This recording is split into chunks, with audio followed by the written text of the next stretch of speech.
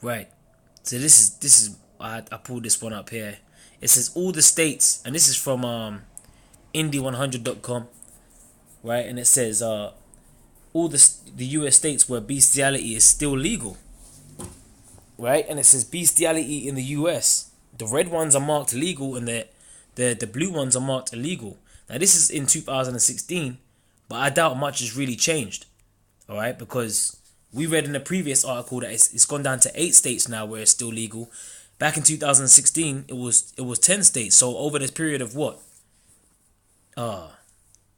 couple years, only 2 states have actually ruled it an outlaw, man. Right, which where I believe that this, look, man, well, according to the scriptures, it's supposed to be condemned outright. It says if you thought America couldn't get any word out at the moment, you should probably know that Ohio Senate has only just got round to voting through the bill banning bestiality, but it still has to go through more lawmakers before it becomes law. Oh, and that it's one of the 10 U.S. states where bestiality currently isn't illegal. The others are Hawaii, Kentucky, Nevada, New Mexico, Ohio, Texas, Vermont, West Virginia, Wyoming, and the District of Columbia, according to Michigan State University College of Law. The seriousness of the crime also varies in the states where it has been outlawed. Right? So there's different, okay, it might be outlawed in certain states, but the seriousness of it varies, man. So the level of punishment that's dished out for this particular crime varies in certain states where it's supposed to be outlawed. And you know what Esau means by that. Hey, it could be anything, man. Hell, it could be fucking community service. It says, some see it as a misdemeanor and others see it as a felony. Some states also require the defendant to undergo psychological assessment and counseling, which is what Esau does. Anytime someone goes and, is questioned on a certain act, it's a psychological, we need to do some tests, And that's what they're trying to do with pedophilia. That's what they did with gay marriage. All right? Oh, it's a psychological thing. Oh, they're born with it. No, man. For instance, or prohibit the perpetrator from owning or living with animals.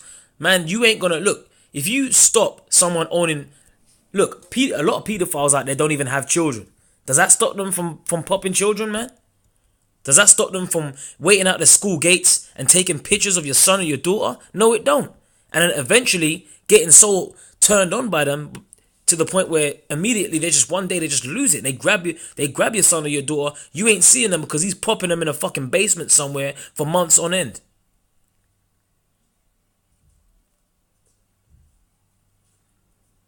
Okay? Now let's go into the scriptures, man, because I done spoke enough. Let's see if we can get Leviticus. Leviticus, I believe it's 20. Yeah, here we go. Leviticus chapter 20 and 15. If a man lie with a beast, he shall surely be put to death, and ye shall slay the beast. And that's law. That's in the Bible, man. And with the Bible, look, man, there's certain laws that we were supposed to, all laws that we were supposed to follow to govern the earth with, man. But what laws does a so-called white man follow? What laws do these Edomites follow, man? No, they'd rather legalize homosexuality. They'd rather legalize bestiality. All right? They'd rather class it as a misdemeanor rather than a felony.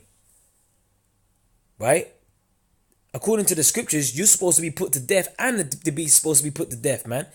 Here it is, and now you got all Philly all jucked up, man. Now Philly is messed up in the head.